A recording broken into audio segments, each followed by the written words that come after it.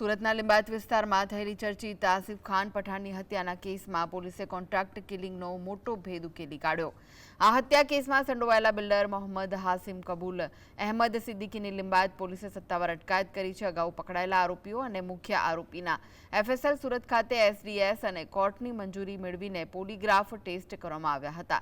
આ polygraph test તેમજ technical અને સંયોગિક પુરાવાના મજબૂત આધારે આરોપીની સંડોવણી સ્પષ્ટ સાબિત થતાં તેની ધરપકડ કરવામાં આવી છે। લિંબાયતના મારુતિનગર સર્કલ પાસે આસિફ ખાન પઠાણ પર તીક્ષ્ણ હથિયારોથી જીવલેણ હુમલો કરી હત્યા કરાઈ હતી, જેમાં અગાઉ કલીમુદ્દીન, મોહમ્મદ દિલસાદ, મોહમ્મદ શહજાદ અને સોયબ ઉર્ફે સલમાન મચ્છીની અટકાયત કરાઈ હતી। સુરત પોલીસના પીઆઈ અને તેમની ટીમે ઝીણવટપૂર્વક તપાસ કરી કેસનો સફળ ઉકેલ લાવ્યો, જ્યારે આ મુખ્ય આરોપી વિરુદ્ધ અગાઉથી જ અલગ અલગ 20થી વધુ ગંભીર ગુનાઓ નોંધાયેલા હોવાનું પણ સામે આવ્યું છે।